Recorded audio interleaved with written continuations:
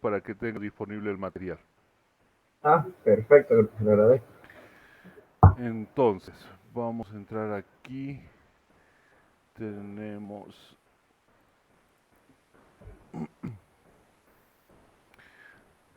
Tiene el enlace a la carpeta compartida que estamos manejando, ¿no? En el OneDrive, ¿no? Sí, Sí, lo tengo. perfecto. Ahí hay este libro que se llama Algoritmos.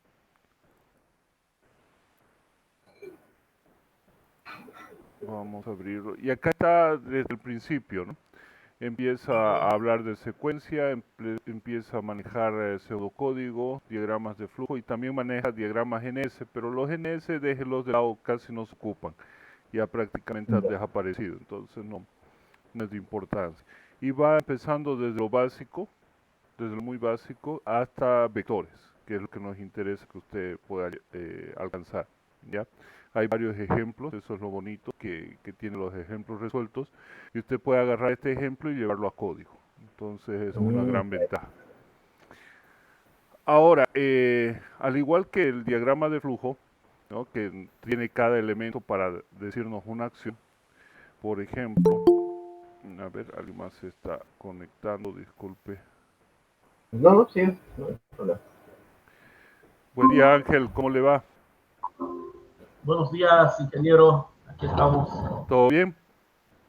Sí, Qué bueno. Estamos empezando a repasar desde diagramas de flujo para recordar un poco todo. Así que ahí vamos. Bien, sí, entonces le ingeniero. decía, perfecto.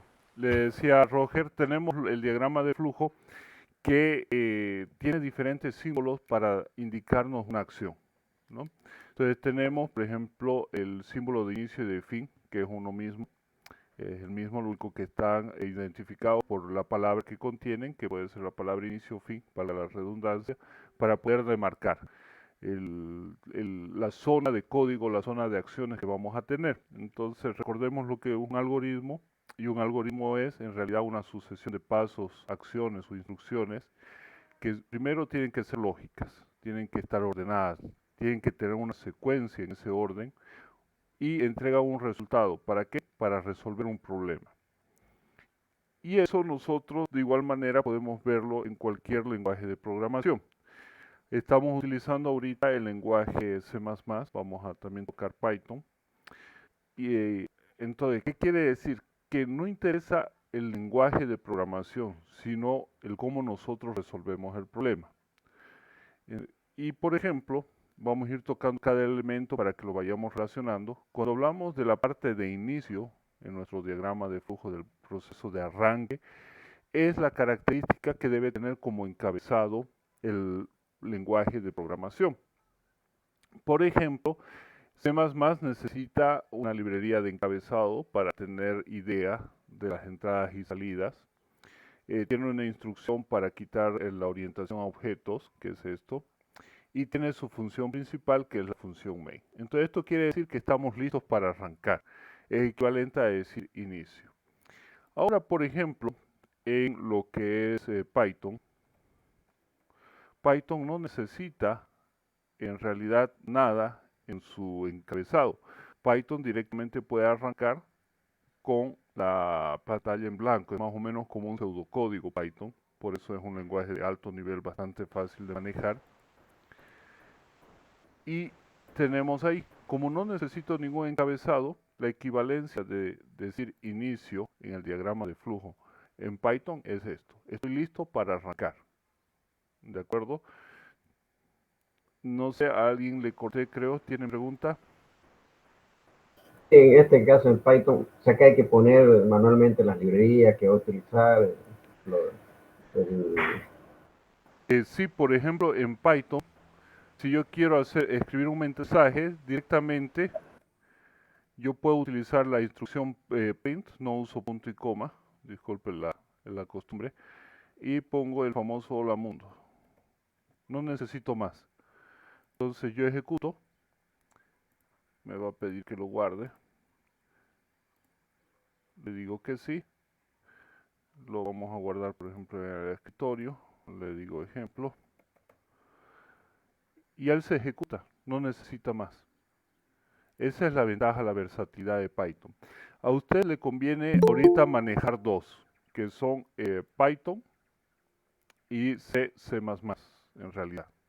¿Por qué? Porque la mayoría de las placas ahora traen APIs para poderlas desarrollar en Python y hacer la traducción directamente al lenguaje assembler de la placa. Y eso le ahorra mucho trabajo. Por ejemplo, en Arduino, la Arduino Mega, se pueden hacer proyectos de desarrollo de inteligencia artificial utilizando las librerías Python. Se facilita mucho el trabajo justamente por esta versatilidad. Pero para manejar específicamente cada compuerta, manejar los pines de mi tarjeta, también los PLC, muchos de los PLC se puede ver, vienen con capacidad de ser programados en lenguaje C++.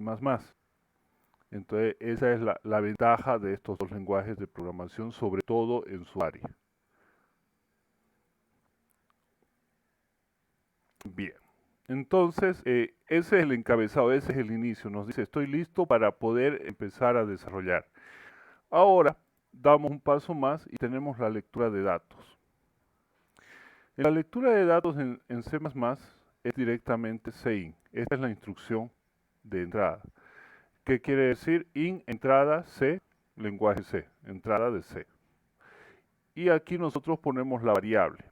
Y acá es donde existe otra gran diferencia entre C++ y Python. Bueno, vamos a hablar de los grupos de lenguajes fuertemente tipificados y lenguajes débilmente tipificados.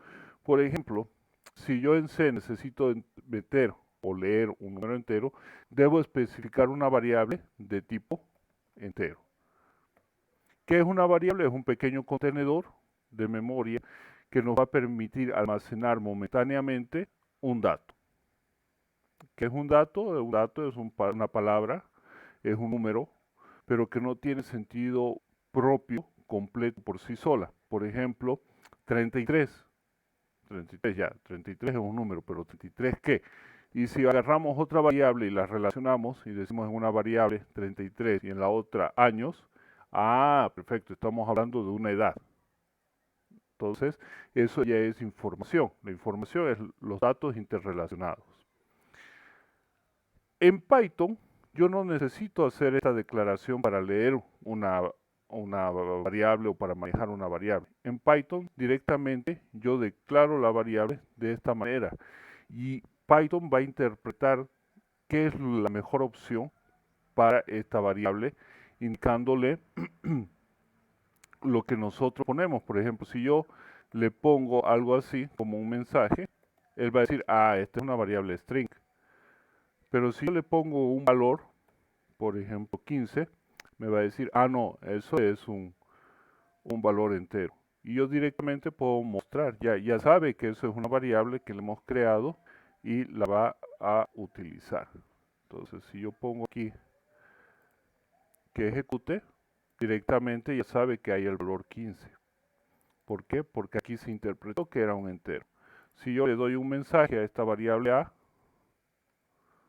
buen día, y la ejecuto, ya tengo reconocida la variable. En cambio en C no pasa eso.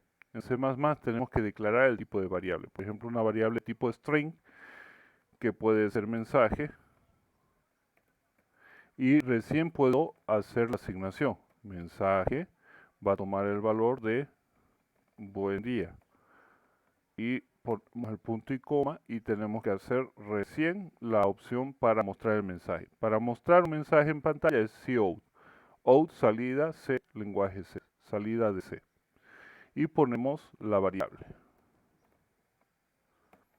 Si nosotros ahora ejecutamos esto, vamos a tener una ejecución en consola. Entonces, el lenguaje C++ nos permite interactuar directamente con el sistema operativo. Esa es otra ventaja. Aquí lo tenemos ya ejecutado, ¿no? La ejecución con la palabra buen día que fue asignada a esta variable. Entonces, hacer esta acción de declarar las variables y darle un tipo al inicio, se llama tipificación. Y nosotros decimos que C++ es un lenguaje fuertemente tipificado. ¿Por qué? Porque exige de que nosotros pongamos el tipo de dato antes de poder utilizar una variable.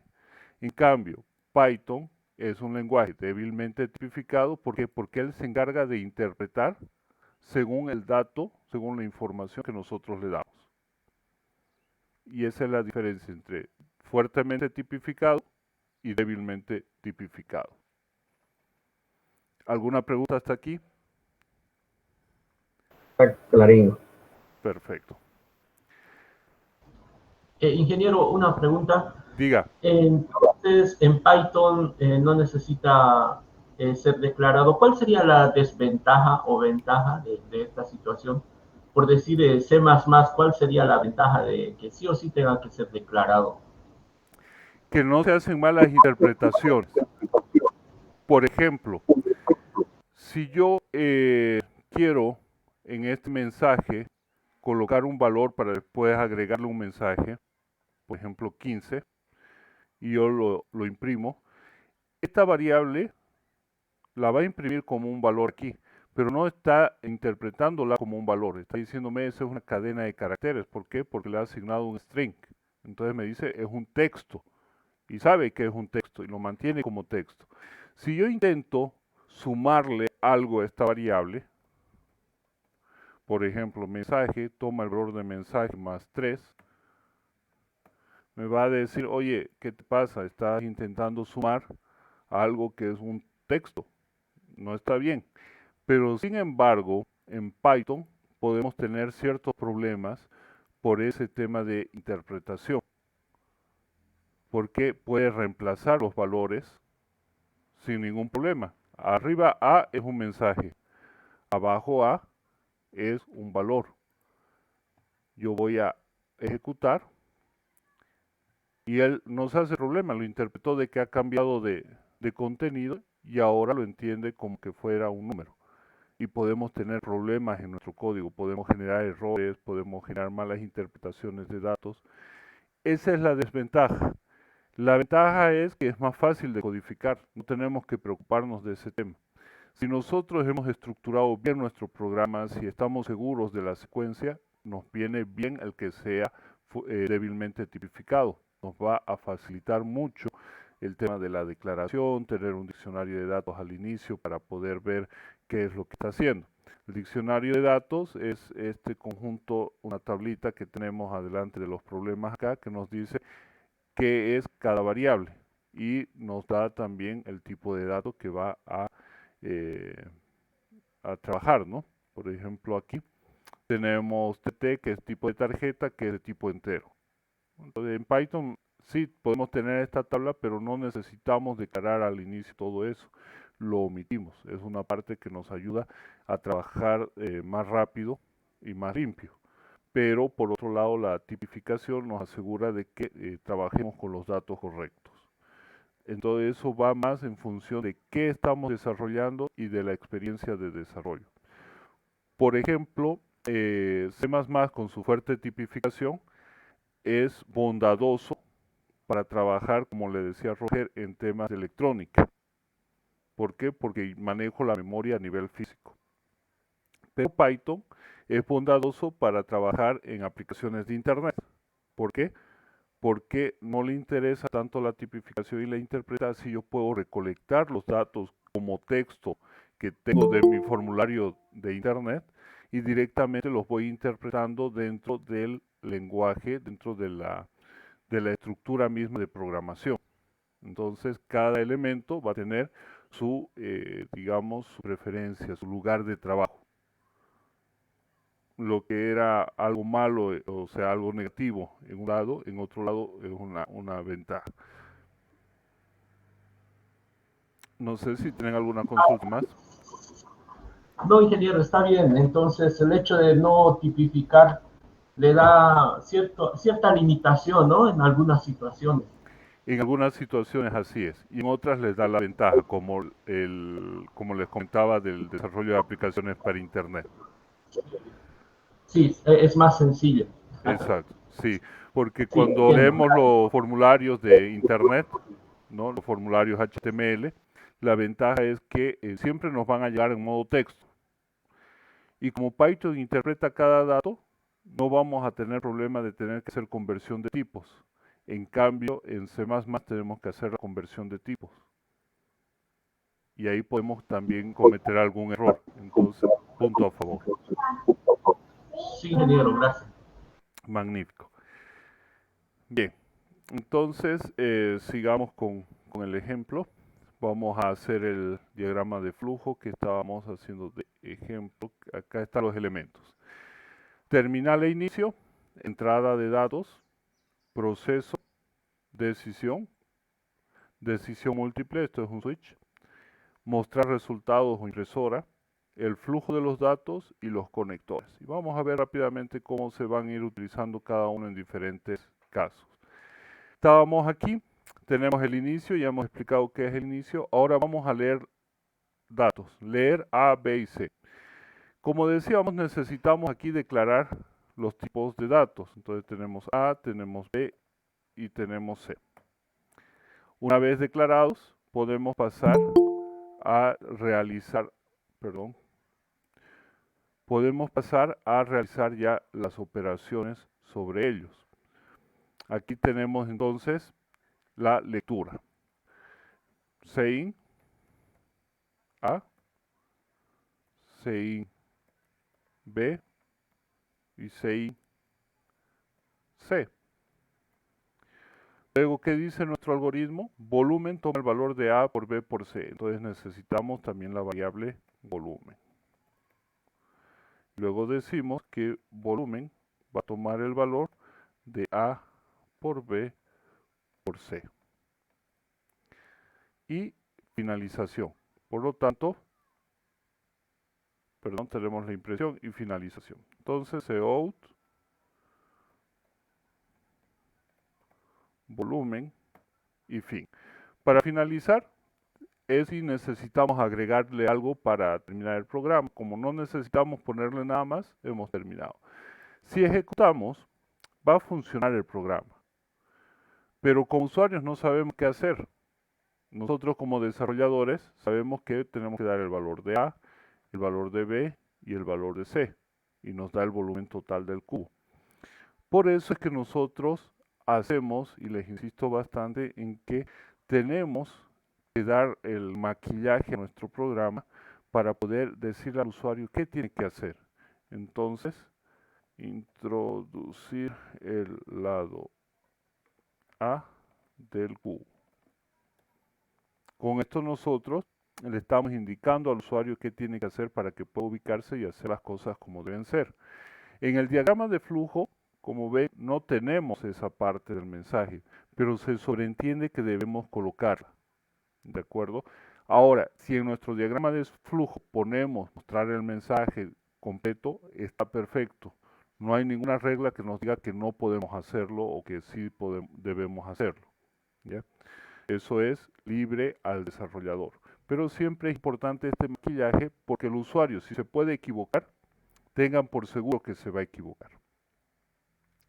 Esto que utilizo todo el tiempo es salto de línea, como dar un enter. Este es el código de salto de línea. ¿De dónde saco este código? Tenemos diferentes códigos para diferentes acciones. Primero tenemos el código ASCII, que nos ayuda para la interpretación de las instrucciones. ASCII es como la base de los caracteres para las computadoras. Entonces nos dice, si usted está utilizando el valor 00 en hexadecimal, porque se maneja como hexadecimal, aunque llega hasta el 255 en decimal, usted está mandando la instrucción null, que quiere decir nada, un carácter nulo, es decir, una señal de nada. Tenemos la señal SOH, que es inicio encabezado.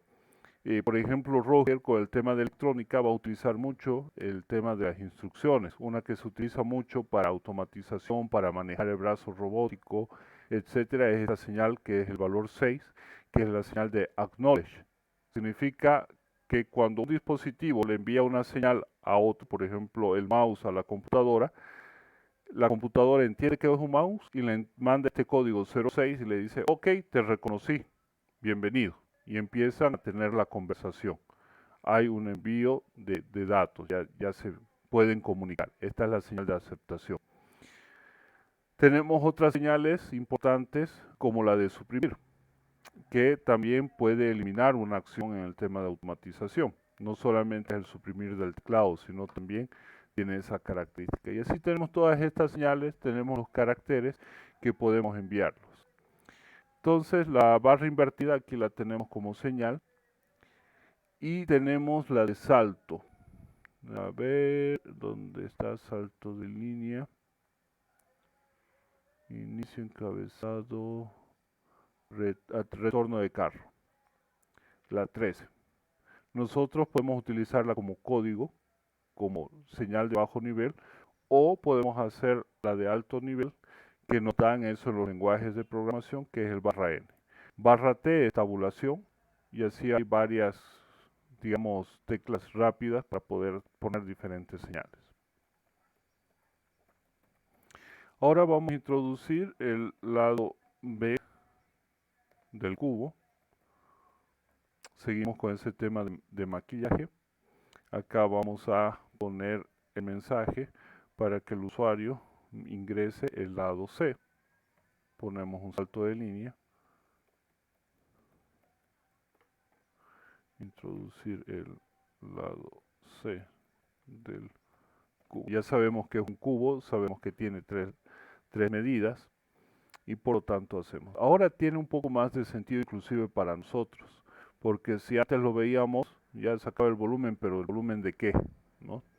En cambio, ahora sabemos que es un cubo, inclusive para nosotros nos sirve como documentación. Y para el usuario va a servir mucho más. A ver, perdón, ahora sí.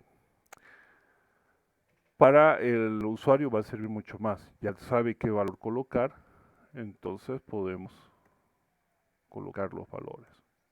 Y nos va a entregar. Fíjense que aún así ya me entregó 750, pero 750 ¿qué? Nuevamente viene esa pregunta. Es un dato correcto, pero no es información para nosotros. Para que sea información yo tengo que relacionarlo, tengo que ponerlo completo. Entonces, el volumen del cubo es 2 puntos. Ahora sí va a tener pleno sentido.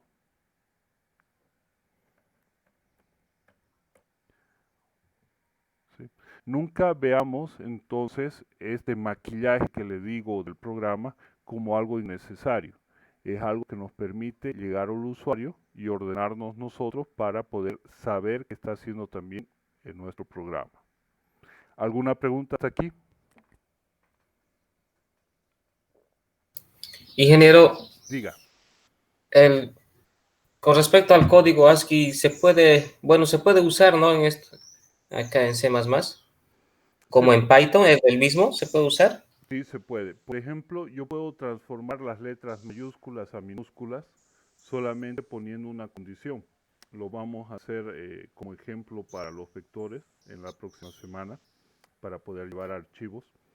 Entonces nos sirve para eso, por ejemplo, para hacer control de introducción de datos. Si mi carácter, por ejemplo, me voy a ir al código ASCII que hemos visto y le puedo decir, si mi carácter está entre 97 y 122, sumarle 32 o restarle 32 para que se convierta en mayúscula. Esa es la validación que se hace, por ejemplo, en las páginas, que cuando nosotros metemos nuestro nombre nos los pone todo en mayúscula. Entonces lee el valor, lo revisa qué valor tiene y lo cambia. Y eso se hace con una tipificación fuerte. ¿Por qué? Porque yo necesito hacer el cambio al valor numérico, no que me lo interprete de mala manera. Esa sería una de las razones, por ejemplo, también entre Python y C++. Vamos a hacer el ejemplo y ahí se va a comprender mejor esta validación. Bien. Voy a cerrar el programita y ahora sí vemos. Entonces, cada elemento de lo que nosotros ponemos en nuestro diagrama de flujo puede ser traducido a un lenguaje de programación. Esto quiere decir lectura.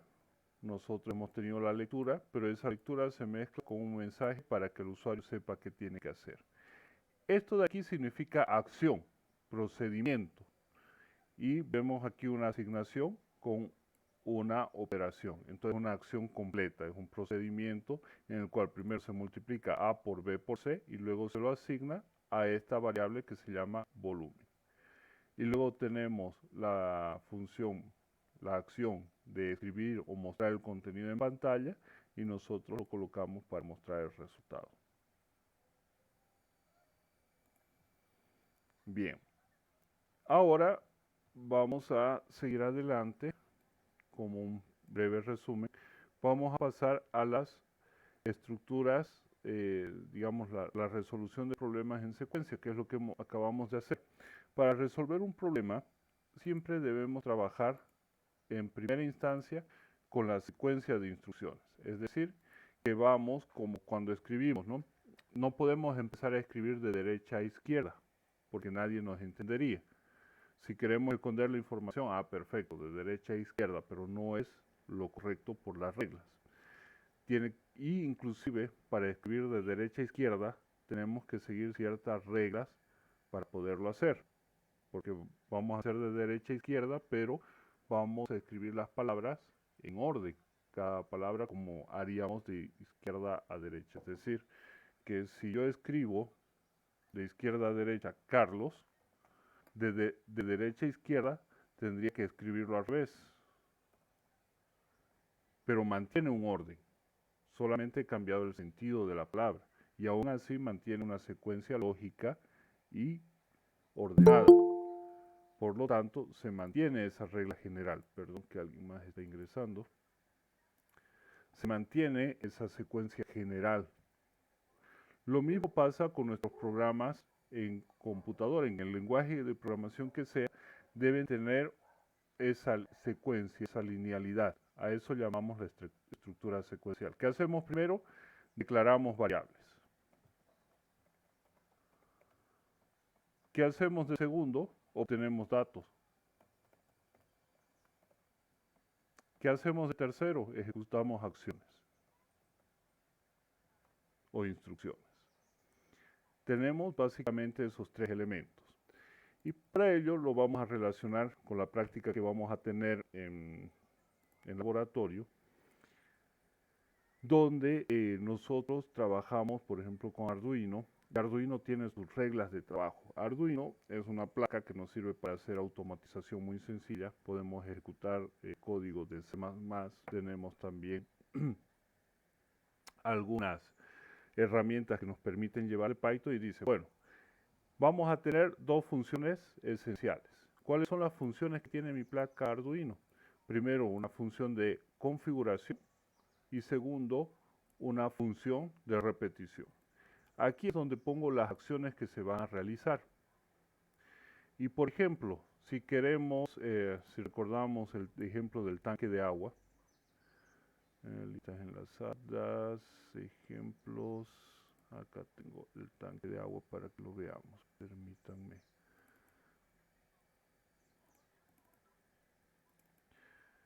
Aquí está. Vamos a abrirlo para entender un poco esta parte, recordar un poco esa parte.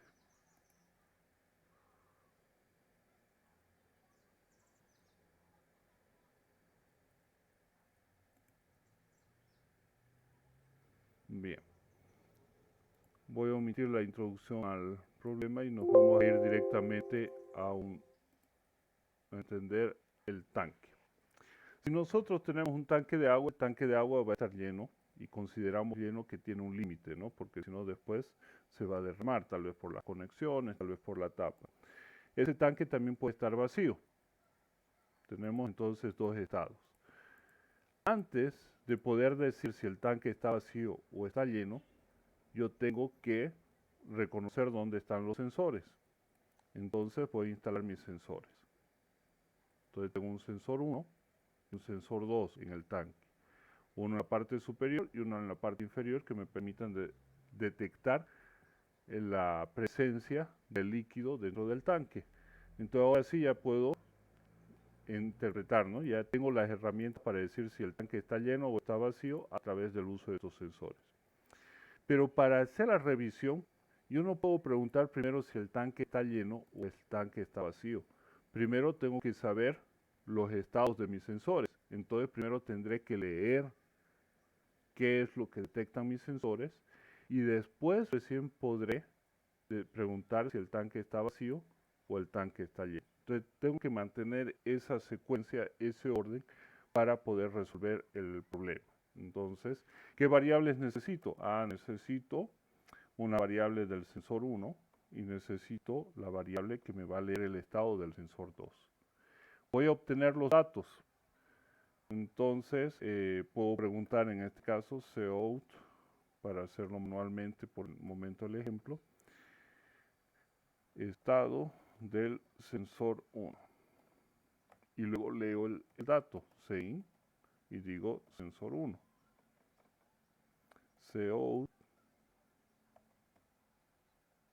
estado del sensor 2.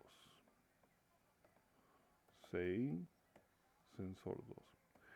Esta parte de lectura de datos en Arduino ya va dentro del loop. Esto es lo que se va a ejecutar todo el tiempo.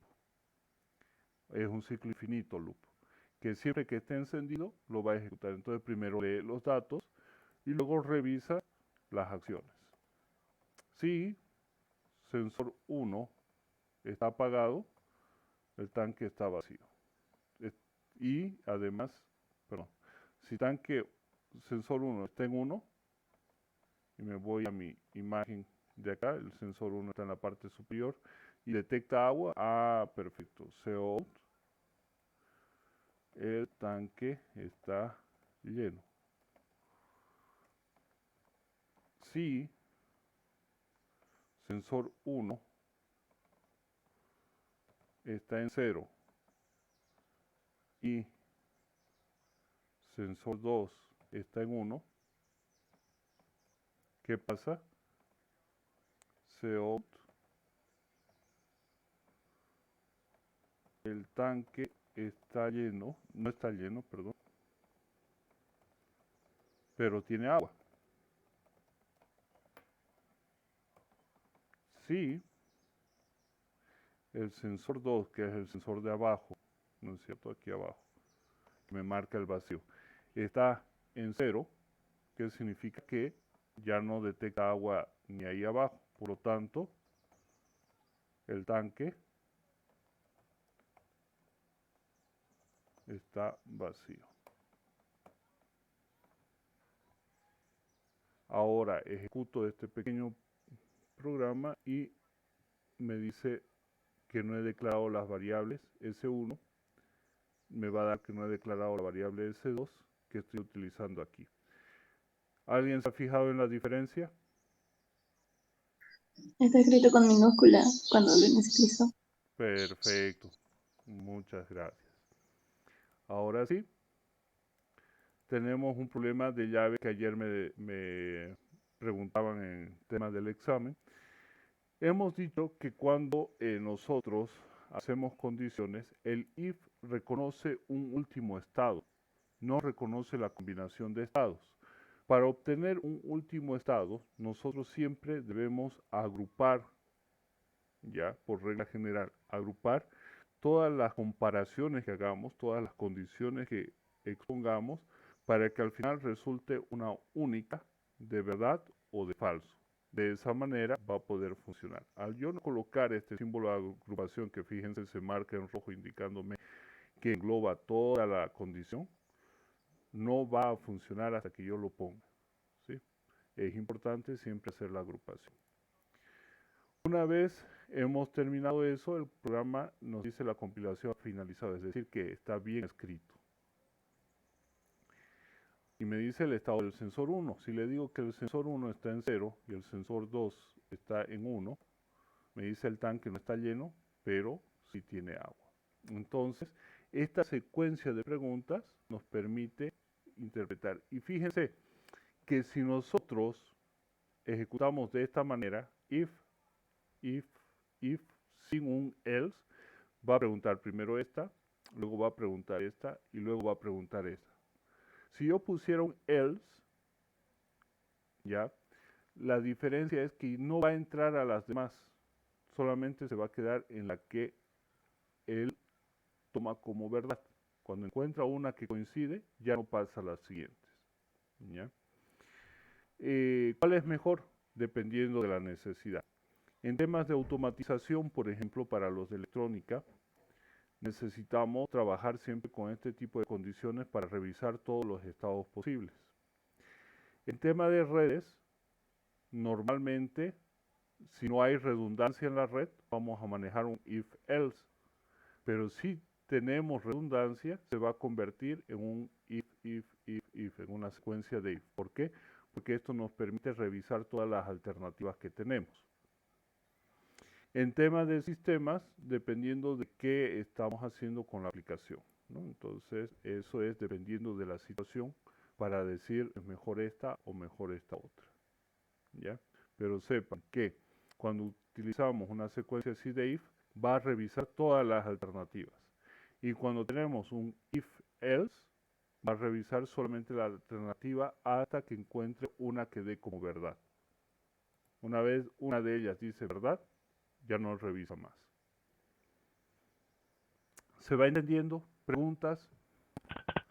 Ingeniero, yo tengo una pregunta. Diga. Una vez que se realiza el programa, ¿cómo se sincroniza, por ejemplo, con una tarjeta madre de Arduino? ¿Cómo lo sincroniza al final? Bien. Para trabajar con Arduino se trabaja en esta estructura. ¿Ya? Yo tengo que configurar primero mis entradas. Tengo la instrucción pin mods, donde puedo declarar un pin y decir si es de entrada, input,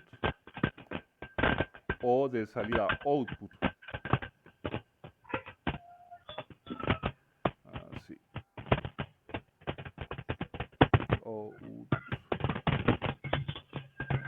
A ver, he escrito algo más mal. Ahí se ve mejor. Output. Me falta la T.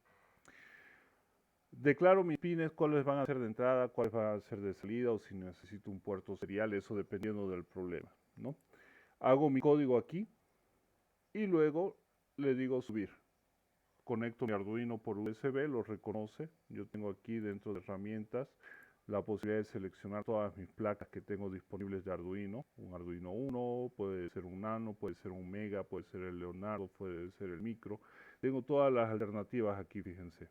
Puedo configurar tarjetas de Ethernet, la Arduino Mini. Puedo utilizar una Arduino para Wi-Fi. Eso dependiendo de qué quiero programar. Y con esta opción yo lo cargo a la tarjeta. Se sincroniza de manera automática, no necesito hacer nada más. Por eso es que es tan fácil el manejar Arduino. Vamos a ver el ejemplo de aquí a 2 semanas que he solicitado el laboratorio. Ya me ha confirmado el ingeniero Gustavo, me está dando la lista de componentes que tenemos disponibles para poder ir a hacer las prácticas allá en laboratorio en grupos reducidos. Ahí les voy a enseñar bien las conexiones y vamos a hacer un par de aplicaciones. Bien, ¿alguna pregunta más del código? ¿Se va entendiendo lo que son las condiciones?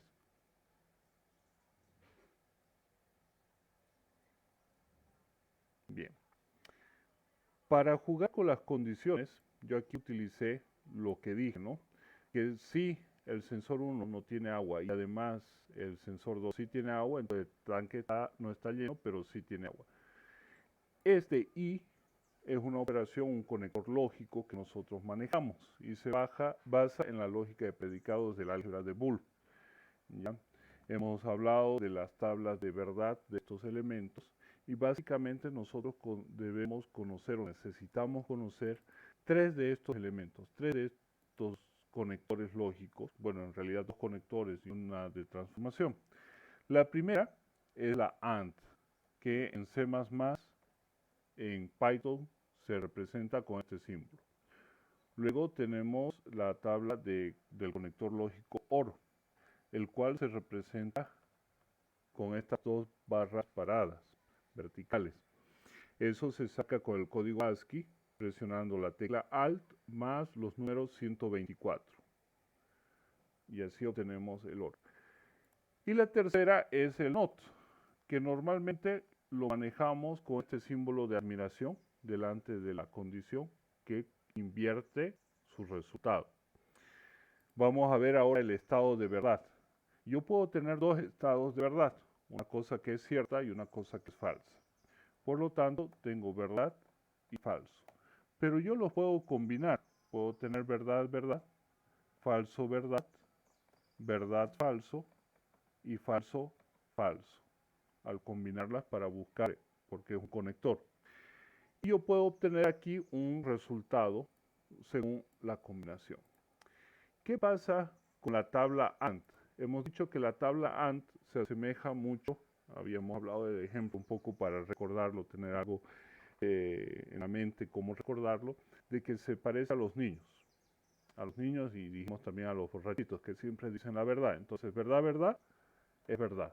En cualquier otro caso va a ser falso, porque la compuerta AND solamente le interesa la verdad pura, la verdad completa. En cambio, la tabla OR, el conector lógico OR, nos da un poco más de flexibilidad.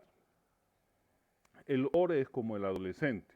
Podemos decir a veces verdades a medias y las toman como verdades, aunque estemos mintiendo. Entonces, va a ser verdad en cualquier caso que por lo menos una de las condiciones, uno de los elementos, digamos, de los que componen nuestra comparación, sea verdad. Y en el otro caso, va a ser falso. En el caso de NOT, que es la negación, es el típico Contreras. Tengo verdad y falso, y si yo digo verdad, ¿qué pasa? Él me va a decir, no, falso, ¿no? El que le gusta llevar siempre la contra. Digo falso y él me va a decir verdad, como en una discusión, ¿no?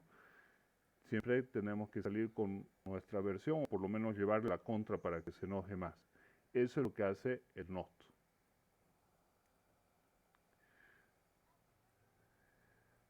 Bien, hasta ahí, ¿alguna pregunta? ¿Nada? ¿Se va entendiendo? Perfecto. Con esto hemos visto lo que son las condiciones. Hemos pasado de la secuencia que habíamos hecho en este programa, que solamente teníamos una secuencia de instrucciones, a tomar decisiones y que se ejecute o no se ejecute alguna porción de código según nuestra necesidad. Entonces aquí, por ejemplo, si la condición es S1 es igual a 1 nada más, entonces tenemos una condición de igualdad. No hay una combinación.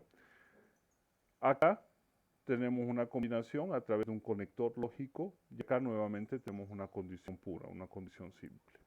Pero fíjense qué pasaría si yo lo modifico, este código, le pongo una alternativa y digo si S1 es igual a 1 y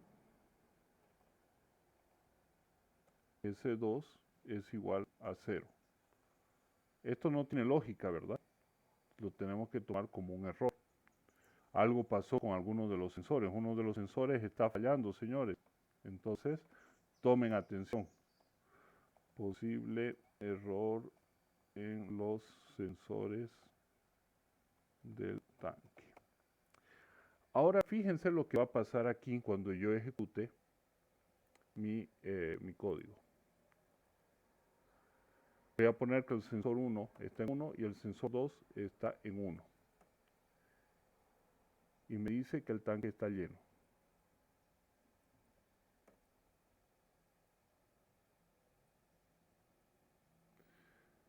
Acá hubo este código. S1 está en 1 y S2 estaba en 0. Debería haberme aquí dado la condición porque no hay un else. Vamos a hacer la compilación. Vamos a hacer listo donde estaba juntito que quería separar para que veamos aquí.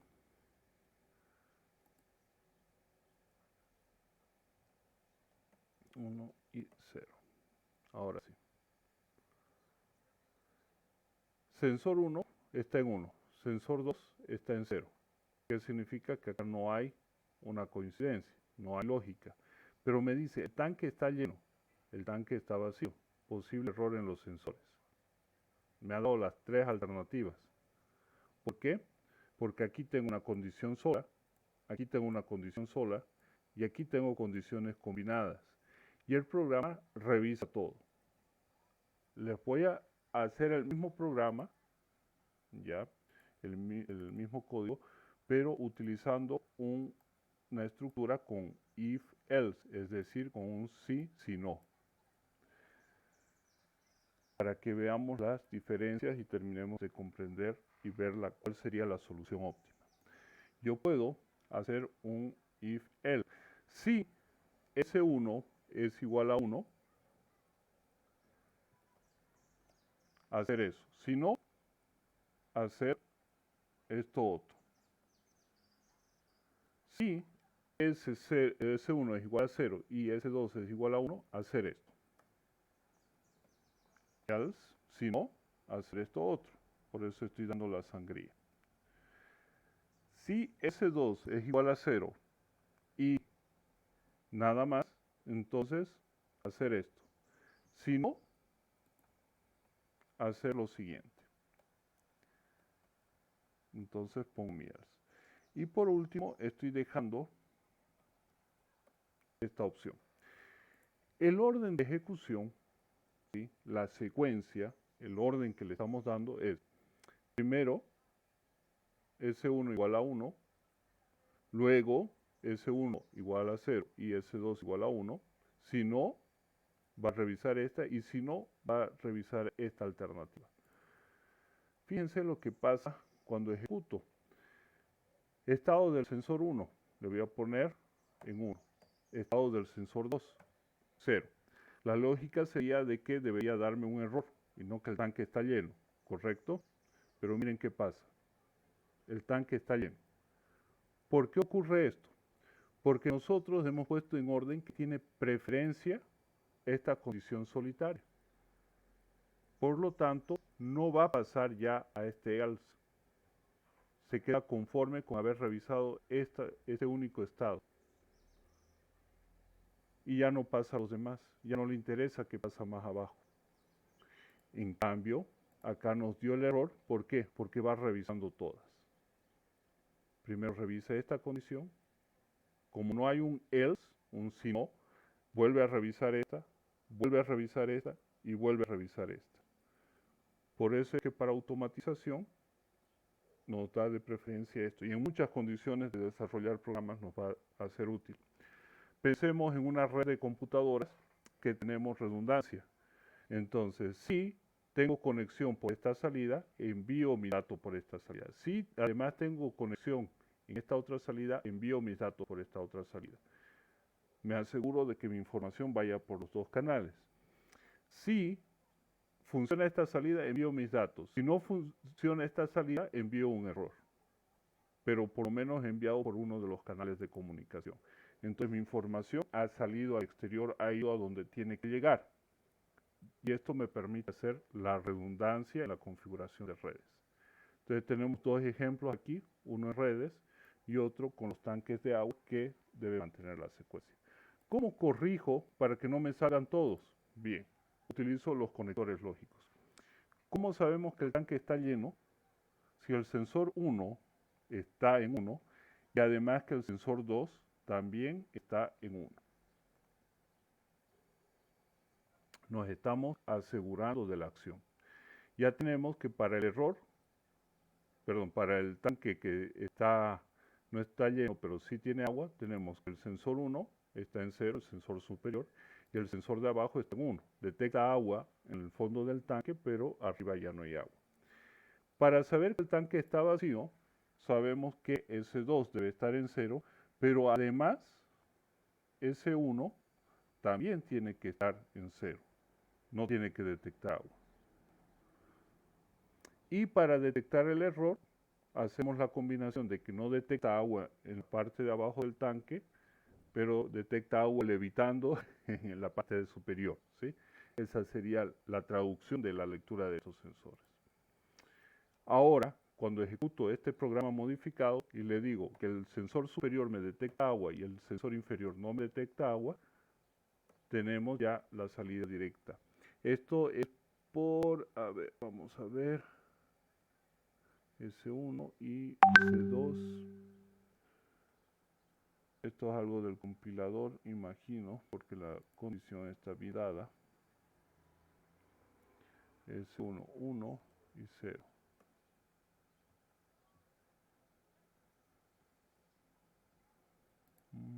Vamos a hacer algo aquí, S1. Perfecto.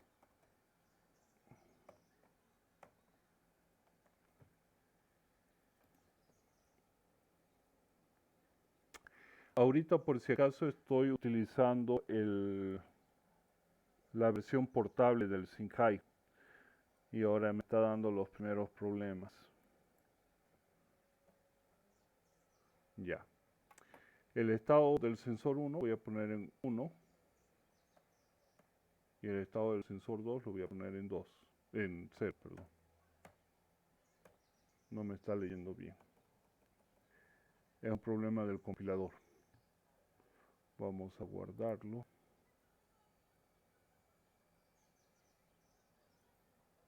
Vamos a escritorio por el momento. Tanques con if. Sí. Y acá tanques.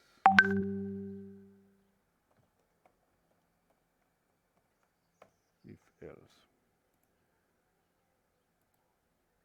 Y acá ejemplo 1.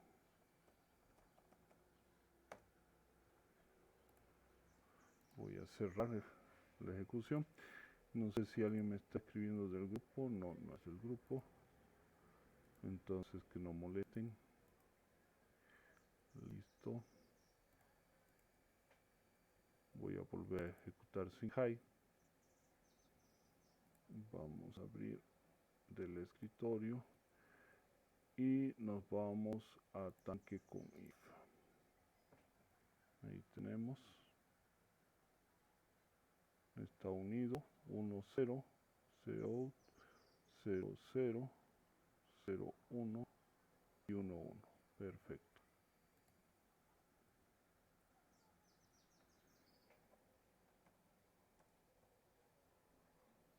Bien. Algo ahí.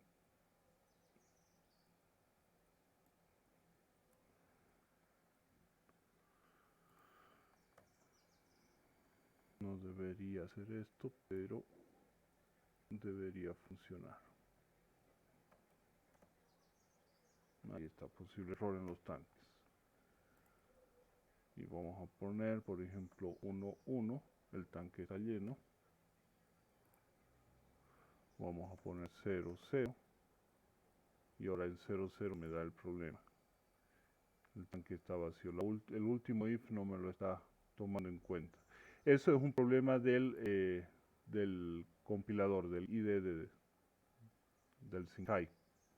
Vamos a ver si con la versión de instalación me hace correctamente las cosas. Vamos a tener que buscar nomás otro compilador. Está dando muchos problemas. Qué pena. Porque muy bonito Singhai. Vamos a abrir tanque con if. Vamos a ejecutar. 0, 0. 1, 1 y 1, 0.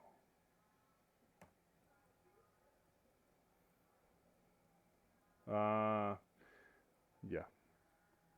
Yo cometí el error, no es el compilador. ¿Quién nota el error? Yo cometí un error sin darme cuenta. Hay un error en el último. ¿Quién lo nota?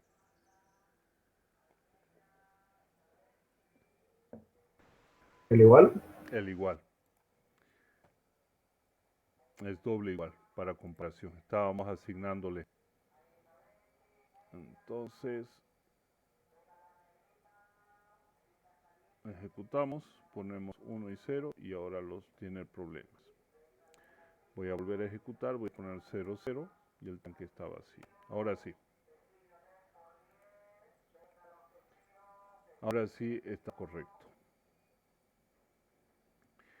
Bien, estábamos entonces hablando de esa secuencia, ¿no? Podemos corregir el problema de que nos ejecutaba a todos, ¿no? Poniendo la comparación doble, es decir, asegurándonos de que toda la comparación esté correcta. Esto es importante porque estábamos omitiendo un paso cuando solamente poníamos el sensor 1 para indicar que el tanque estaba lleno. No hacíamos nada con el segundo sensor. Y después de pronto utilizábamos dos condiciones con los dos sensores, por lo tanto estábamos omitiendo información, ¿ya? Esa es la forma de arreglar para hacer la secuencia de esta manera. Para el if-else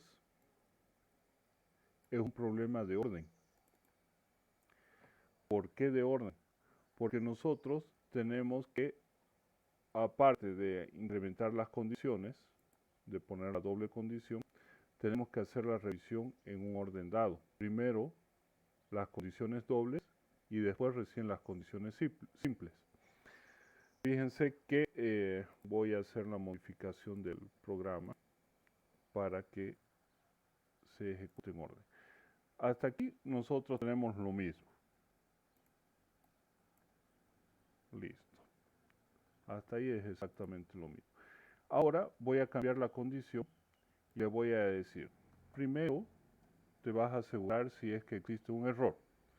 Por lo tanto, si el sensor 1 está en 1 y el sensor 2 está en 0, hay un error.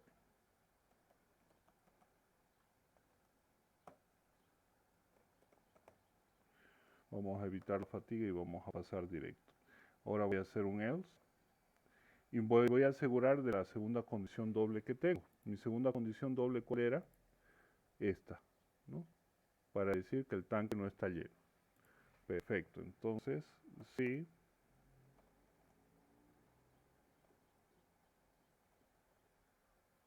Ahí está nuestra estructura. Si el sensor 1 está en 0, pero el sensor 2 está en 1, cout tanque con agua. No está lleno, pero tiene agua. Si no, ahora vamos a empezar con las condiciones simples que teníamos. El tanque está lleno, entonces sí.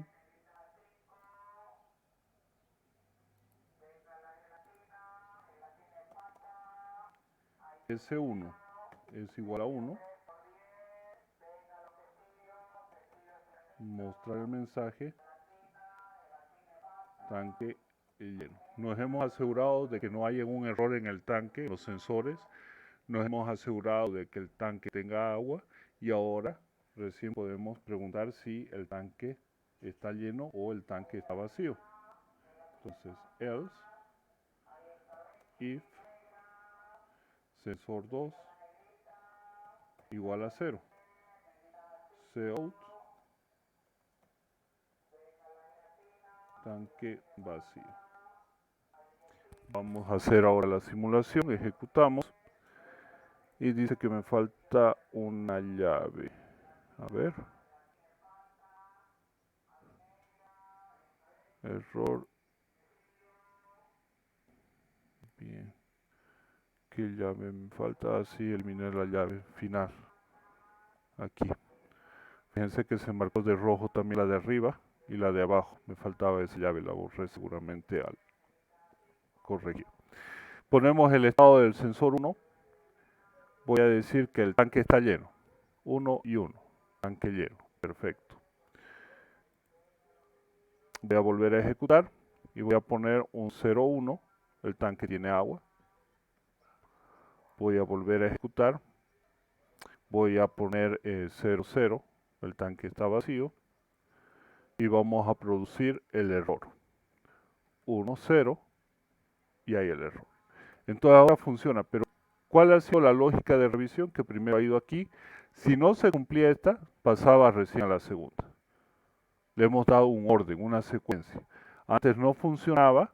¿Por qué? Porque no había orden en mi condición. Por lo tanto, por regla debe ser ordenado, secuencial, lógico para poder resolver el problema. Esa es la diferencia. Y con la diferencia es que siempre revisa todas las opciones y acá solamente revisa hasta llegar a una respuesta de estado de verdad. Cuando encuentra una que sea verdad, las demás ya no las toma en cuenta. ¿Se entendió el ejemplo? ¿Quedan dudas?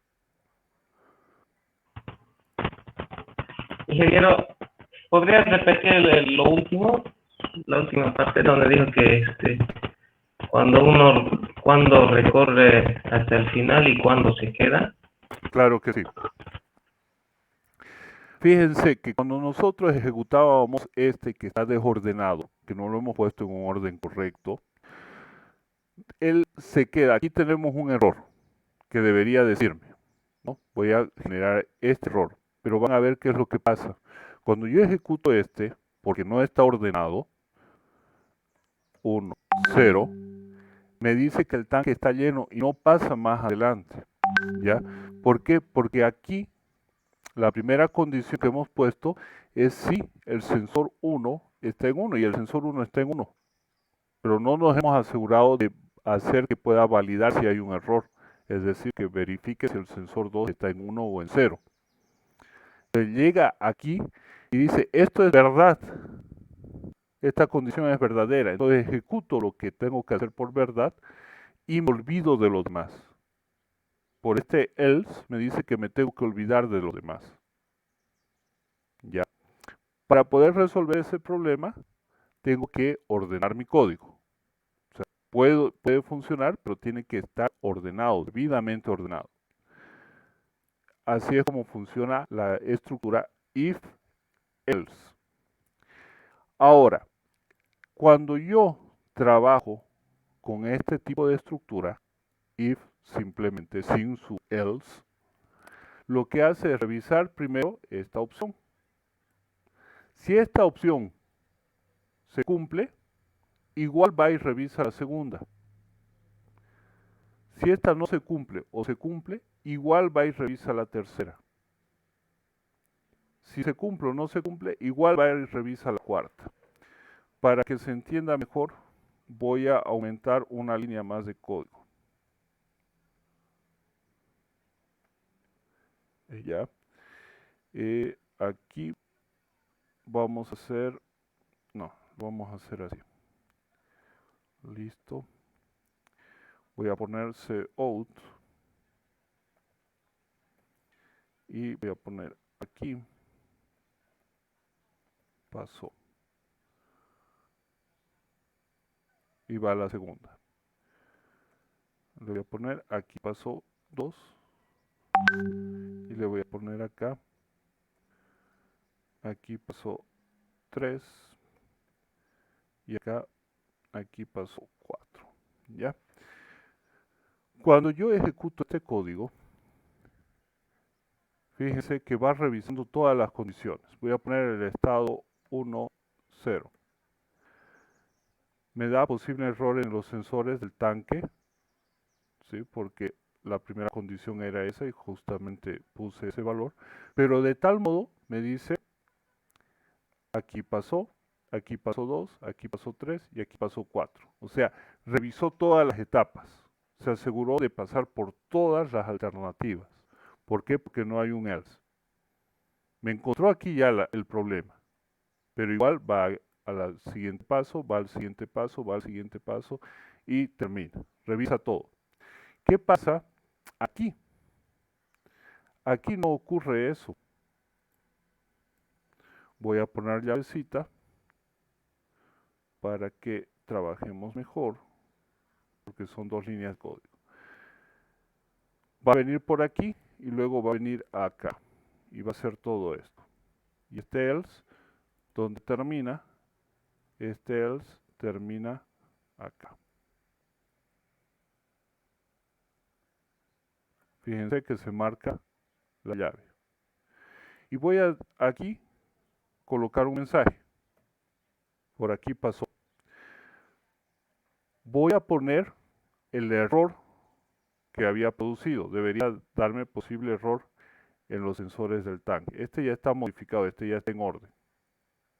No, este no está en orden, ¿sí? Entonces debería darme este mensaje, pero no lo va a hacer. Fíjense, no me va a mostrar este mensaje de aquí. Voy a poner 1, 0 y me dice el tanque está lleno. No pasa a la siguiente etapa. No sigue revisando. En cambio, en el otro sí va revisando todas las opciones. Aunque haya dado verdad, igual siguió revisando. Ahora, en este otro, que lo hemos ordenado, también él avanza, al igual que en este, hasta cuando encuentra una verdad. Una vez existe una verdad, deja de hacer la siguiente parte del código. Ya no llega a tomarlo en cuenta.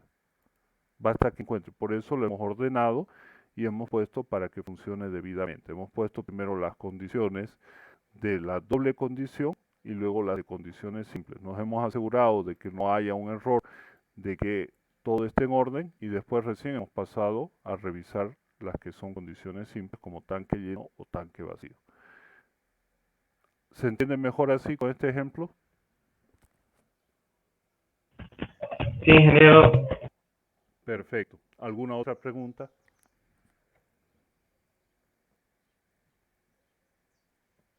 Bien. Ahora tenemos un añadido, una condición especial a la cual llamamos switch.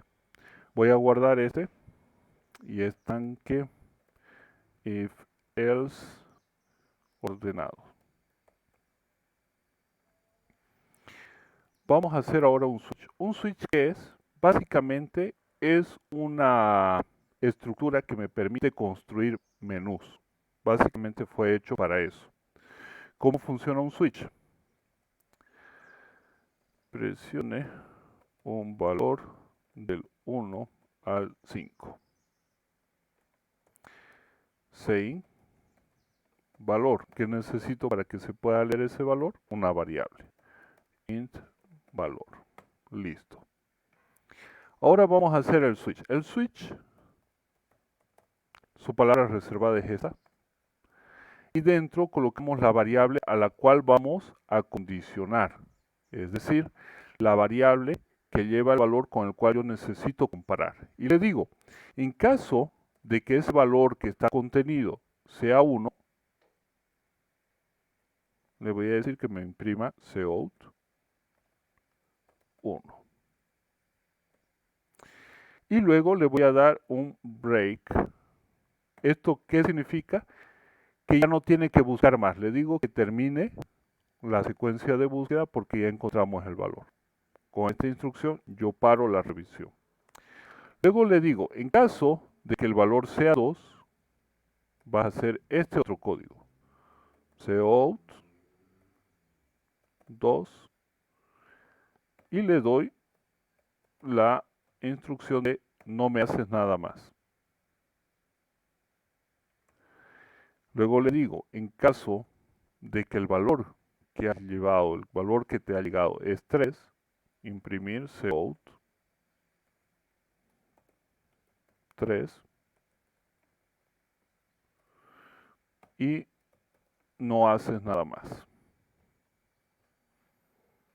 Y luego el valor 4 y el valor 5. Vamos a ahorrar un poco de tiempo. Así. 4 y 5. Y luego tenemos una opción que es la default. En cualquier otro caso, hacer lo siguiente. Y aquí le decimos cout, te dije entre 1 y 5. Listo. Voy a compilarlo. Acá hice una asignación. Voy a volver a compilarlo. Y aquí me dice, oye, te has olvidado los puntos y comas del break. Por lo tanto, esta instrucción lleva siempre también al punto y coma. Esa es una diferencia, por ejemplo, entre Python y C++, que en C++ necesito el punto y coma y en Python necesito las tabulaciones. Así es como le digo el inicio y el fin. Entonces presiono un valor de 1 al 5, el 6. Te dije entre 1 y 5. Vuelvo a ejecutar. Le digo el 4. Entonces, en la comparación me dice que fue el caso 4. Fíjense lo que pasaría si yo elimino el break del 1 y ejecuto y pongo el número 1.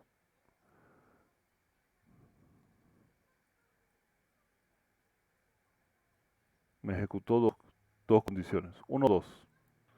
Debería sacarme el último mensaje también por default, pero como lo detectó, el default no lo agarró, porque aquí ya tengo un break que detiene la secuencia. Fíjense qué pasa si yo quito este break y voy a poner el valor 1.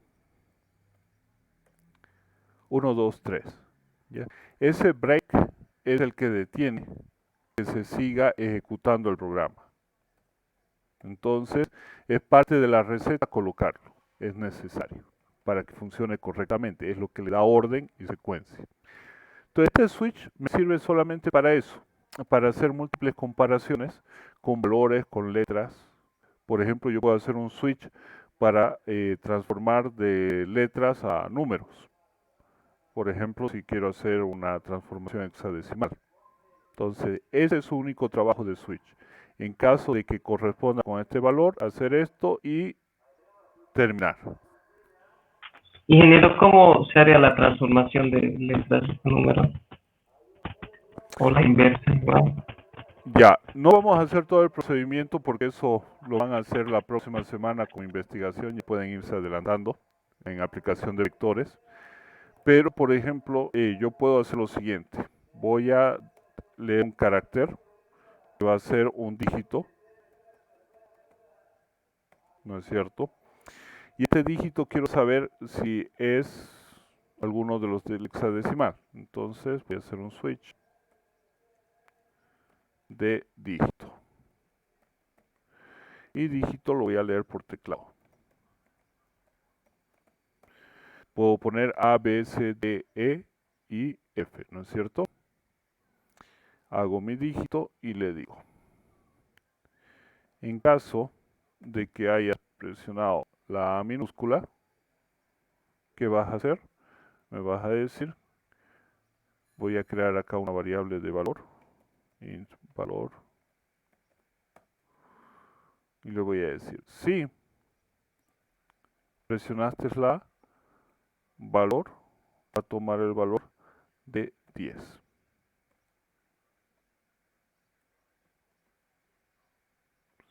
Si has presionado la letra B, vas a tomar el valor de 11. Si has presionado la letra C, vas a tomar el valor de 12. Si es la letra D, vas a tomar el valor de 13. Si es la letra E, 14. Y 15 si es la letra F. Y luego no hay nada más. ¿Qué me falta? Mi break para todas mis opciones.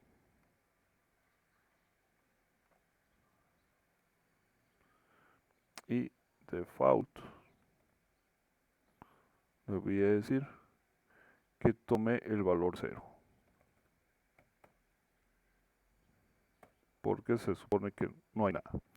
Luego, cuando termine de revisar todo, le voy a decir que imprima el valor. El valor en hexadecimal es 2 puntos. Concatenamos valor. Ahora ejecutamos y ponemos una letra. Por ejemplo, pongo la letra A. Entonces el valor es 10. Voy a volver a ejecutar. Permítame un segundo, por favor. Listo. Voy a poner la letra F, por ejemplo, y el valor es 15, que es correcto. Vuelvo a ejecutar y pongo, por ejemplo, la letra C y me dice que el valor es 12. Entonces he hecho un switch para hacer la transformación de hexadecimal a su valor decimal con un switch. Lo único que hace es comparar el resultado que está almacenado en la variable y hacer una acción en función a esa comparación. Para eso sirve el switch. ¿Se entendió el ejemplo? Sí, ingeniero, muchas gracias. Perfecto. Vamos a poner acá transformar dígito hexadecimal. Todos estos ejemplos se los voy a subir a la carpeta, ¿ya? Pero lo voy a hacer al final para que no nos tarde tanto en compilar. Este es switch. Listo. Bien, estamos viendo que nosotros para hacer el ejemplo necesitamos repetir varias veces y tenemos que salir, ejecutar, salir, ejecutar, salir, ejecutar. Y es una tarea repetitiva. Nosotros tenemos 3 estructuras repetitivas que nos permiten hacer esa tarea. Esas 3 estructuras repetitivas que vamos a manejar son el for, que solamente sabe contar, el while, que compara al inicio, o sea, se asegura de que la condición se cumpla, si no, no hace nada, y el do while, que ejecuta y luego se pregunta. Nosotros en diagrama de flujo, esas 3 operaciones las tenemos acá, se las voy a presentar como diagrama de flujo, que es lo general, es lo que nosotros nos permite, por ejemplo, relacionarnos en la vida real. Aquí están las selectivas que ya hemos visto. Y por acá van a estar las repetitivas. Permítanme un momento. Creo que lo vean en el librito para que más o menos también ustedes puedan relacionarlo con este libro y puedan buscar cómo practicar. Entonces ahí están los ejemplos y aquí están las estructuras repetitivas. Tenemos una condición, el while, que se llama mientras que se cumpla la condición, voy a hacer, hasta que se cumpla esta condición, y desde un valor inicial hasta un valor final con un incremento. Resulta que esta hasta que es modificada en prácticamente todos los lenguajes de programación, al menos de los actuales. Hablo de Java, hablo de Python, hablo de C++, hablo de C, hablo de todos estos programas manejan la condición lógica en vez de decir hasta que, mientras que, pero con la condición de que esta revisa primero. Ya es un poco especial, pero lo vamos a ver en código y ahí se va a entender mejor. Entonces me voy a mi SyncHigh y creamos uno nuevo. Vamos a hacer primero el ciclo for. ¿Qué es el ciclo for? El ciclo for es un ciclo que me permite solamente contar. ¿Cuál es la forma del ciclo for? La palabra reservada for, paréntesis, la variable de inicio, la cual puedo declararla directamente ahí. Le doy un valor inicial, declaro la variable entera ahí y le digo que va a empezar a contar desde 0. Le digo que va a contar hasta que i, por ejemplo, sea menor que 10. ¿Cuántas veces va a ejecutar? 10 veces. ¿Por qué? Porque estoy iniciando en 0. Esto tenemos que tener cuidado el valor en el cual iniciamos nuestro conteo. No olvidemos que por regla general, por principio, en programación, todas las estructuras, en lo posible, debemos iniciarlas desde 0, porque 0 es el primer dígito decimal. Y acá ponemos el incremento. ¿De cuánto en cuánto va a ir contando? De 1 en 1. Para yo no poner esto así largo, puedo simplemente poner i más más. Esto significa que va a ir contando de uno en uno. Luego tengo mis llavecitas y, por ejemplo, puedo ir diciéndole que imprima el valor de i. Entonces, vamos a hacer esto. Perdón. Vamos a hacerlo así. Y una coma. Listo. Vamos a ver qué es lo que hace. Entonces 0, 1, 2, 3, 4, 5, 6, 7, 8 y 9. Son 10 valores. Solamente sirve para contar. Por ejemplo, tengo n estudiantes en una clase y quiero hallar el promedio de sus notas. Perfecto. Nos vamos aquí, creamos nuevo programa. ¿Y qué necesito? Necesito la cantidad de estudiantes. Cantidad es de tipo entero, por tanto la declaro.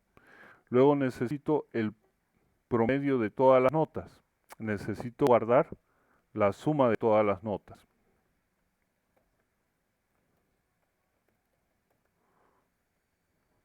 Suma de las notas. Y el promedio debe ser flotante. ¿Por qué? Porque el promedio va a llevar decimales. Perfecto. Ahora, ¿qué hago? Cout.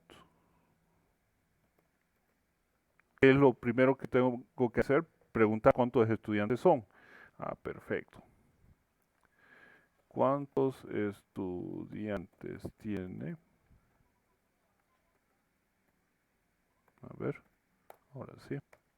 Sein para leer datos y lo almaceno ¿dónde? En cantidad.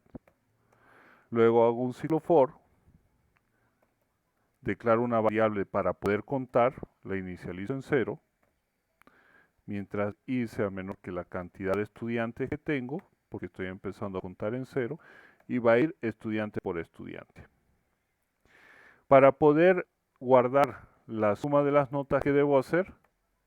¿Cuál es el valor neutro para la suma? Es el 0. Por eso declaro mi variable en 0. Luego aquí le pongo la nota del estudiante.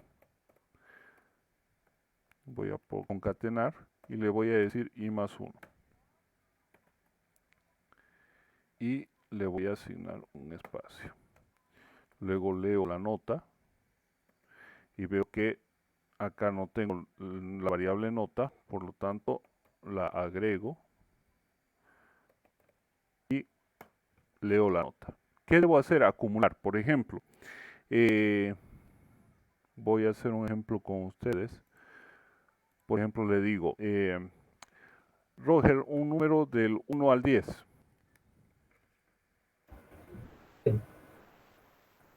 El 6. 6. Ya, 6. Ángel, por favor, un número del 1 al 10. 4. 4. Perfecto. Vamos a hacer la lógica. Roger me dio el número 6. ¿No es cierto? ¿Cuánto es mi suma acumulada? 6. Ahora Ángel me dio el valor 4. ¿Cuánto es mi suma acumulada? 10. ¿Cuál es el promedio? 10 dividido la cantidad de personas que me dieron un número. 10 entre 2, 5. Vamos a hacer eso exactamente, pero lo vamos a traducir a código. Necesito tener la suma acumulada de las notas. Entonces, la suma acumulada de las notas va a ser esta variable, que va a ser cada vez que alguien me da un valor, lo voy a agregar al valor que tenía antes. Y lo hago de esta manera. ¿Qué hago cuando termino de preguntar todos los valores? Recién puedo sacar el promedio. Entonces, promedio va a ser igual a ¿qué? A la suma acumulada de las notas dividido la cantidad de estudiantes. Luego le voy a decir a mi usuario, el promedio es, promedio. Y ahora lo vamos a ejecutar.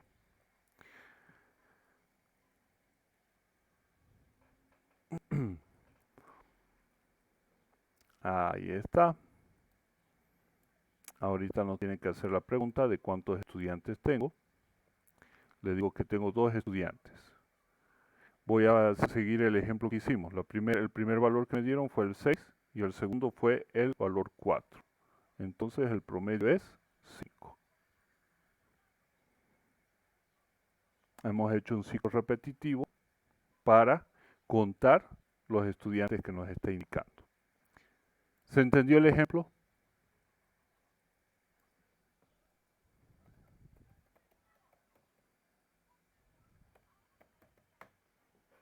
¿Alguien tiene alguna Sí, pregunta? ¿Sí?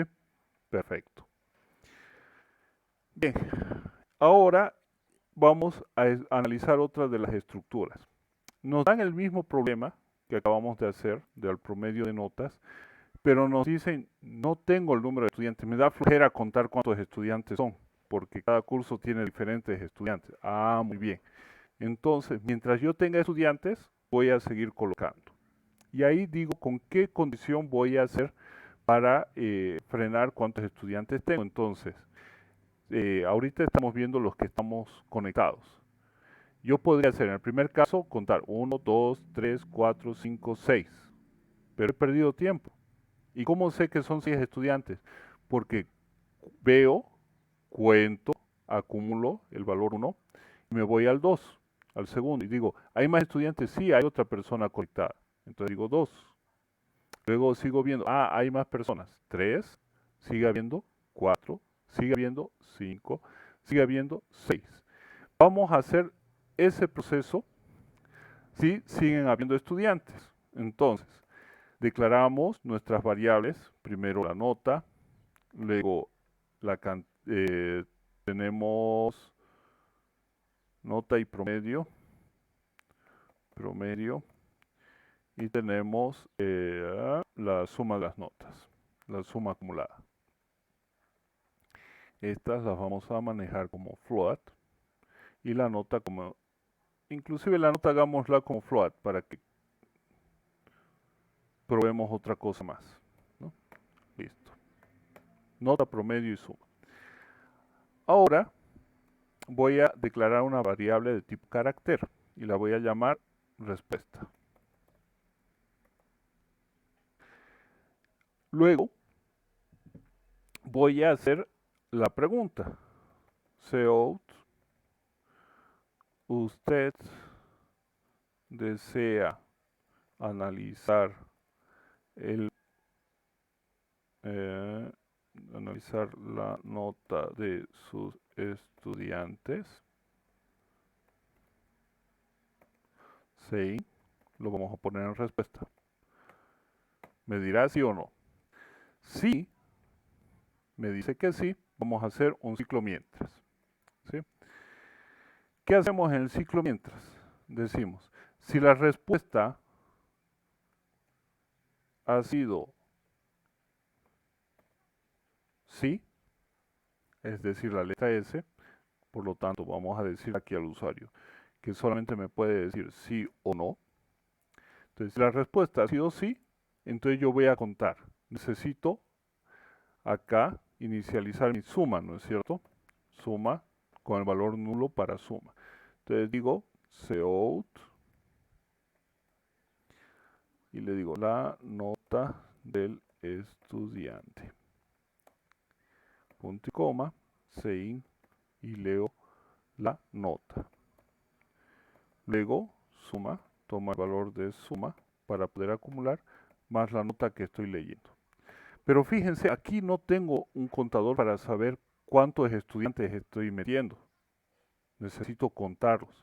Y es ahí donde nosotros tenemos que declarar una variable auxiliar para contar. Contador, por ejemplo, ¿no? Es el nombre, no importa, nosotros la bautizamos. Contador va a iniciar con el valor de 0, igual que hacíamos en el ciclo for, porque necesitamos contar para obtener un promedio. Cuando he hecho esta tarea, significa que yo tengo un estudiante registrado. Por lo tanto, mi contador se va a incrementar en 1. Cuento ese estudiante. Y mientras hayan estudiantes, por lo tanto yo necesito volver a hacer la pregunta. Y según la respuesta va a volver a repetir. Entonces este es el ciclo while que me permite poner una condición al inicio y ejecutar esta porción de código si se cumple esta condición. Cuando ya no se cumple la condición, se termina. ¿Y qué es lo que hace? Obtenemos el promedio. El promedio va a ser igual a la suma de todas las notas dividido entre el contador. ¿Por qué? Porque el contador ha sido el que me ha contado cuántos estudiantes tengo. Cout, el promedio de las notas es 2 puntos, concatenamos, promedio, punto y coma. Ahora ejecutamos. ¿Usted desea analizar la nota de sus estudiantes? Sí. La nota del estudiante, vamos a seguir con el mismo ejemplo, 10. ¿Desea analizar más notas? Sí. La nota de estudiante, 4, no, 6 era, ¿no? No, ya le peleé, bueno, sigamos con otros valores. ¿Desea analizar más notas? Sí, vamos a poner una nota más, vamos a poner el 4. ¿Desea analizar más notas? No. Y me da el promedio. 16, 20, 20 entre 3 a 6.6 aproximadamente. Ahí está. Entonces ahora ese while nos permite tener otra estructura más real, ¿no es cierto? Nos permite ir preguntando, ¿tiene más estudiantes? ¿Tiene más estudiantes? Como nosotros aquí, para no perder tiempo, vamos. ¿Tiene más estudiantes? ¿Hay más estudiantes? Sí. ¿Tiene más estudiantes? Sí. O como yo hice para preguntar los valores. Primero, Roger me da un valor, vi otro estudiante, luego Ángel me da un valor, y así podía haber hecho hasta que se acaben la cantidad de estudiantes conectados. Para eso me sirve el ciclo while. Y luego tengo mi ciclo for, while y el do while. Este es el while. Vamos a hacer el mismo ejemplo, pero con un do while. ¿Qué pasa con el do while? Vamos a hacer exactamente el mismo ejemplo que en el while. ¿Ya? Voy a copiar inclusive el mismo código, lo voy a poner acá y digo, a ver, yo necesito que se ejecute este código sí o sí. Y después necesito asegurarme de que quiera seguir.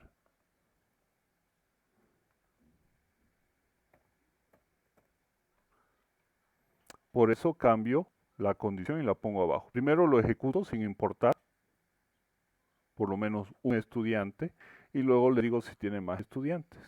El resto del contenido es el mismo. La nota del estudiante, directo. 10. ¿Tiene más estudiantes? Sí. 6. ¿Tiene más estudiantes? Sí. 4. ¿Tiene más estudiantes? No. El promedio es ese. Y esas son las 3 estructuras repetitivas que tenemos. Cada una tiene sus características, pero la belleza es que con cualquiera podemos nosotros hacer lo que hacen las demás. Podemos hacerlo. Por ejemplo, si yo quisiera con el for, este es el for, voy a guardarlo. Ejemplo for. Y este es ejemplo do while. Si yo con el for quisiera hacer lo que hace un while, puedo modificarlo para que lo haga. Y es más, Python dice, es mejor un ciclo for que un ciclo while.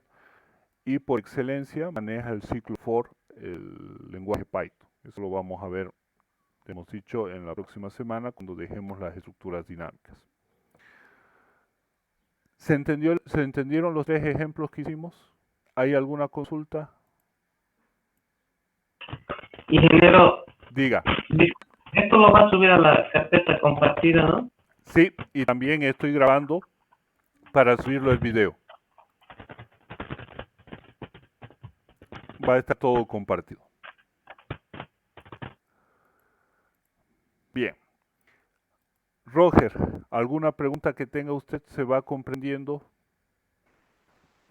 Sí, está claro hasta el momento, está todo bien. Perfecto. Estoy entendiendo. Magnífico. Vamos a pasar a hacer un elemento más, ¿ya? Que es el que estábamos trabajando, que son los vectores. ¿Ya? Un vector es una colección de elementos que son del mismo tipo. Por ejemplo, imaginemos, ¿no?, una fila de personas en el supermercado. Es un vector de n elementos que están haciendo fila. Cuando ocurrió la pandemia, resulta que se empezó a limitar todo, ¿no? Y nos decían, las filas no pueden tener más de tantas personas solamente pueden entrar al supermercado, hay tantos espacios, todo se manejaba con espacios, todo estaba ya definido. En el banco nos ponía inclusive las sillas, no pueden entrar más personas de estas, solamente hasta aquí, ¿no es cierto? Era una estructura estática, algo que no se podía modificar. Sin embargo, ¿qué pasaba cuando no teníamos la cuarentena? Entraba gente al banco, se quedaban parados y no había ningún problema, solamente que los guardias estaban atentos. No había un tamaño, era dinámico.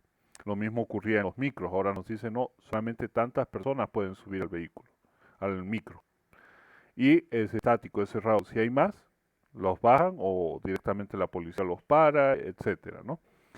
Y es una estructura estática. Antes, ¿qué pasaba? Antes de la cuarentena, antes del famoso virus. En los micros sobre todo veíamos gente que inclusive iba colgando, ¿no? No había una cantidad límite, era bien dinámico. Para simular esa estructura estática del mismo tipo de elementos, tenemos los vectores. ¿Cómo se declara un vector? Por ejemplo, yo quiero un vector de números enteros. Yo tengo que darle un nombre, primero un tipo de dato que va a guardar ese vector, luego tengo que darle un nombre a ese vector, y luego decirle de qué tamaño va a ser. Por ejemplo, 10 elementos.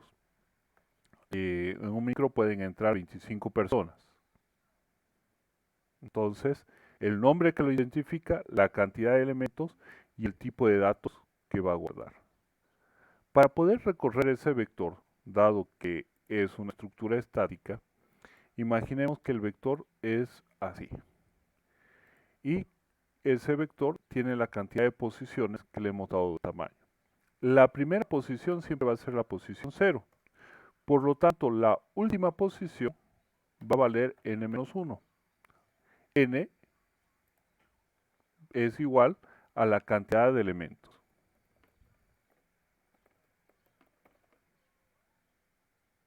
Por lo tanto, cantidad de elementos menos 1. Para poderlo recorrer, yo puedo hacer referencia directamente a su posición. ¿Cuál va a ser la siguiente posición de la posición 0? Va a ser igual a esta posición más 1. Entonces la siguiente posición es la 1. Y así podemos ir aumentando hasta llegar a la posición 9. Por lo tanto, este vector tiene 10 elementos. Vamos a anotar las características. Tiene 10 elementos. La posición más baja es 0. Y la posición más alta es 9. Tenemos que diferenciar entre la cantidad de elementos y la posición de cada elemento. Ya la posición llega hasta n-1, desde 0. Y para recorrerlo necesitamos caminar celda por celda. Celda por celda. Para ello utilizamos los ciclos repetitivos. El más fácil de utilizar en el caso de los vectores es el ciclo for, porque me permite caminar justamente de paso en paso. Es lo único que hace el ciclo for. Entonces, por ejemplo, yo puedo declarar mi variable auxiliar i, que va a servirme para contar. Yo voy a poner que mientras sea menor que la cantidad de elementos que tengo, ¿por qué? Porque es n-1, y voy a hacer un paso. Y por ejemplo, puedo mostrar el contenido de ese vector. Como no lo he inicializado, ese vector va a tener información aleatoria, información que yo no sé qué es porque está escrita en la memoria. Para poder caminar, agarro esa variable que está sirviendo de contador y la pongo en la posición. Así la posición se va a poder ir incrementando según nuestra necesidad. Ejecuto y ahí están todos los elementos, toda la información que tiene ese vector al ser creado. Pero no me sirve de nada así, ¿no es cierto? O sea, valores absurdos. Por lo tanto, yo puedo inicializar ese vector antes de trabajar. Entonces le digo que voy a inicializar y por lo tanto el vector en la posición i va a tomar el valor de 0. Ahora lo inicializo y luego lo muestro. Y ahora sí tengo un vector con puros ceros. ¿Por qué dos veces declaro la variable i? Porque tenemos tres ámbitos de las variables como habíamos visto. Esta variable i es una variable que es de la estructura. Solamente va a existir mientras está viva la estructura que la creó. En este caso el ciclo for. Esta variable es local. Esta variable va a existir, va a funcionar mientras exista la función main. Y el tercer ámbito de las variables son las variables globales, las cuales yo las declaro en el encabezado. Y estas van a existir siempre que el programa se esté ejecutando. Van a tener ese acceso. Entonces tenemos variables de estructura, de ámbito de estructura, variables locales que trabajan dentro de la función y las variables globales que sirven para poderse acceder desde cualquier parte del programa. No interesa desde qué función la llamemos, ellas van a poder ser accesadas. Hasta ahí, ¿alguna consulta? ¿Se entiende lo que es el vector y cómo se va recorriendo? ¿O alguien tiene alguna duda?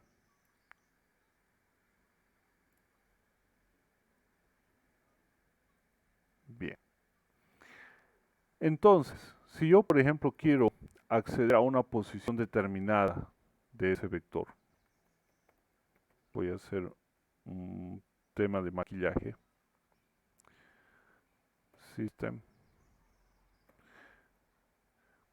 Con C++, yo puedo entrar a manejar el sistema a través de comandos y puedo dar un mejor maquillaje a mis programas. Esta instrucción me sirve para pausar y pedir una tecla para continuar y esta me sirve para borrar la pantalla. Ahora le voy a decir que mi vector en una posición específica, por ejemplo en la posición 5, va a tomar el valor de 152. Y voy a hacer nuevamente el ciclo para mostrar los datos. ¿Ya? Le estoy diciendo que el vector en la posición 5 va a tomar el valor de 152. Yo puedo acceder entonces a cada posición. Inicializamos y vemos que está todo en 0. Ahora nos pide una tecla para continuar. Presiono cualquier tecla y ahora nos vuelve a mostrar el vector con la modificación. Entonces dije la posición 5, posición 0, posición 1, posición 2, 3, 4 y posición 5, 152 y los demás siguen 0 porque solamente modifiqué la posición 5. Entonces puedo acceder a cualquier posición de esta manera, con el valor de la posición en medio de los corchetes. ¿Se va entendiendo? ¿Alguna pregunta?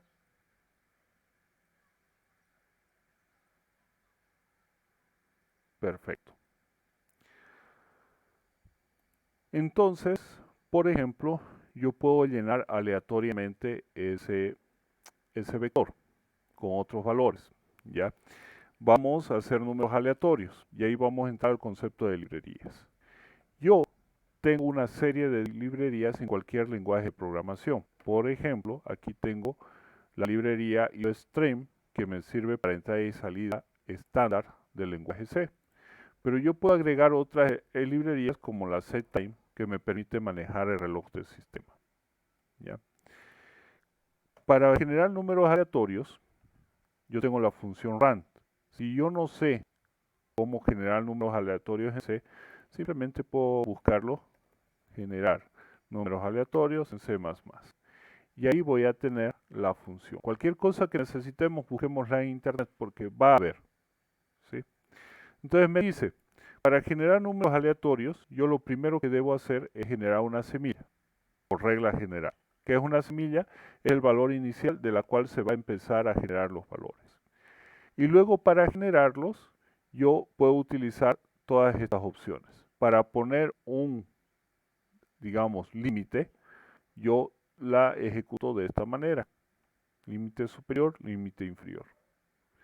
Entonces, por ejemplo, voy a rellenar ahora mi vector con números aleatorios. Para eso necesito recorrer nuevamente todo el vector. Por lo tanto, mantengo este código porque me permite caminar por todo el vector. Y ahora lo que voy a hacer es hacer la opción de la generación del número aleatorio. ¿Cómo asigno, sabemos que yo puedo acceder a cada posición de mi vector poniendo el nombre del vector y la posición. Como vamos a caminar por el vector, usamos la variable que me sirve para caminar.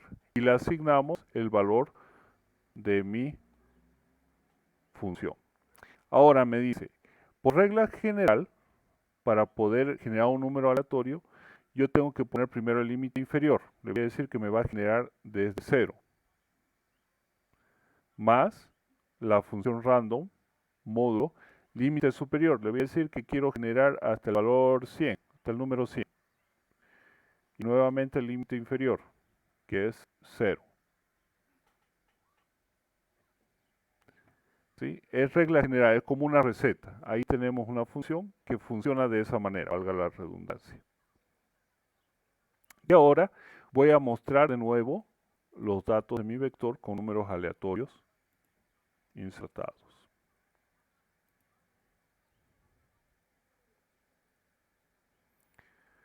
Primero lo rellena de ceros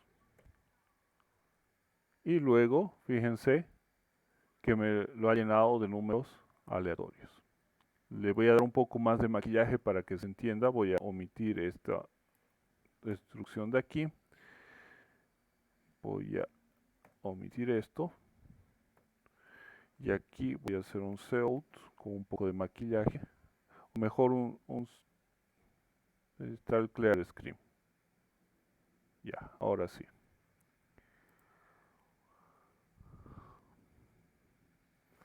Tenemos el vector inicializado en 0. Y ahora tenemos el vector con puros números aleatorios. Fíjense que fue rellenado con valores aleatorios. Entonces, ¿qué hemos hecho? Hemos utilizado una de las herramientas que tiene ya el lenguaje, la hemos buscado en internet y nos dice cómo utilizarla para poder generar números aleatorios. Primero ponemos la semilla y luego hacemos la asignación a través de la condición límite inferior más llamar a la función random módulo límite superior más 1 menos el límite inferior. Si yo quisiera limitar a que sea de 50 a 100, por ejemplo, simplemente cambio estos valores. Vuelvo a ejecutar. Y ahí podemos ver que ahora no hay ningún número inferior a 50. El más chico es 50, que está acá. Y acá. Y acá. Y después no hay más valores de 50. Entonces, esa función trabaja así y siempre va a trabajar así. Y con eso hemos trabajado el vector para rellenar de números aleatorios. ¿Alguna pregunta?